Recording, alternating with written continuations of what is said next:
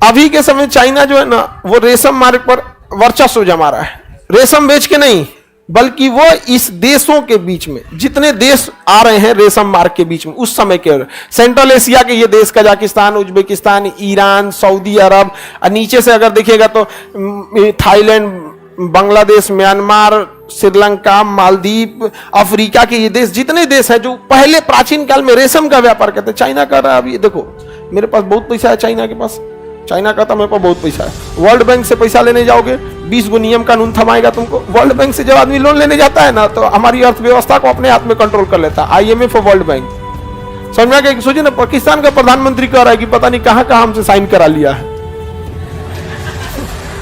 पता है क्या वो गधे हैं सब, तुमको तो प्रधानमंत्री साइन करके आया यार, देश बेच देगा। प्रधानमंत्री की अपनी संपत्ति क्या होती है, हमारा प्रधानमंत्री बोल दे कि क्या क्या कहां कहां साइन करा लिया, कल को आदमी घेर लेगा उनको।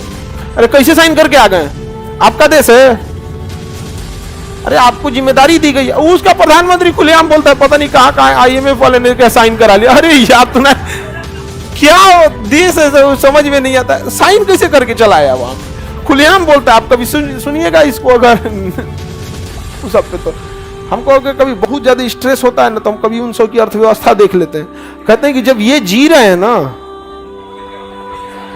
आखिर ये जी रहे हैं कि नहीं जी रहे हैं, तो पूरी दुनिया जी जाएगा। तो अभी चाइना इन जितने देश पहले रेशम व्यापार करते थे, आज के समय चाइना उन्हें लोन देता है, कहता है वर्ल्ड बैंक से लोन मत लो, हमसे लोन लो। लोन की शर्तें इतना तगड़ा रखवाता है और NDA साइन करा लेता है, नॉन डिस्क्लोजर एग्रीमेंट।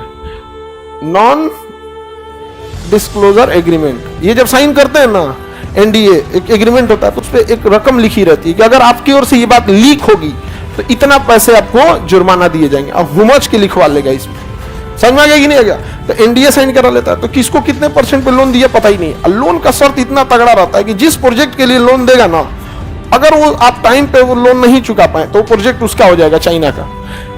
इसलिए चाइना उसी प्रोजेक्ट में पैसा देता है जिस प्रोजेक्ट पे उसको कब्जा करना होता है। जैसे उसने ना लाओस को देखा कि लाओस यहाँ चाइना के पास है, चाइना का यहाँ तिब्बत वगैरह का एरिया, यहाँ बिजली ज्यादा होती है, तो सोचा कि लाओस का अगर बिजली विभाग कब्जा कर ले तो पूरा लाओस पे हमारा कंट्रोल हो जाएगा। तो लाओस को पैसा दिया बिजली ग्रिड लगाने के लिए, और उसको पता है कि विकासशील देशों में अधिकारी जो होते हैं ना देश बेच देते हैं सब, तो लूट मार में पूरा पैसे खत्म हो गया।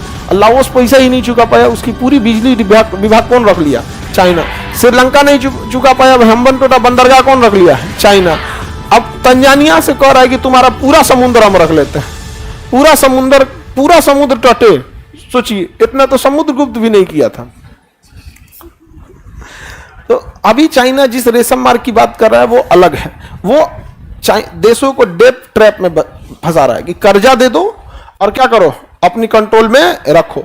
अब कर्जा देने के बाद चाइना से कोई जबरदस्ती लड़ नहीं सकता है, और चाइना के पास एक लीगल ग्राउंड हो गया कि आप कर्जा लिए हैं तो आपका वो एरिया लेगा। अब दो ही रास्ते हैं, या तो आप लीगली परफेक्ट हो या तो शक्तिशाली हो। अब चाइना के आगे छोटका छोटका देश जो लाइचीदाना बराबर घूम रहा है सब, इन लीगली परफेक्ट है सब, क्योंकि साइन यही किया है सब, पैसा लिया है सब, तो पूरी दुनिया सपोर्ट में चाइना की ही आएगी। दूसरा चाइना शक्तिशाली है, कहा अरे हमारा पैसा कैसे नहीं देगा, यहाँ पे पाकिस्तान से पैसा नहीं दे पाया तो पाकिस्तान से गधा खरीद रहा है। चाइना पाकिस्तान से क्या खरीद रहा है? गधा खरीद रहा है, क्योंकि गधा के मीट से ना कोई दवाई बनाता है। चाइना वगैरह गधा से क्या बनाता है? दवाई बचाता है। अब तो पाकिस्तान की आधी जनसंख्या बिक जाएगी तब।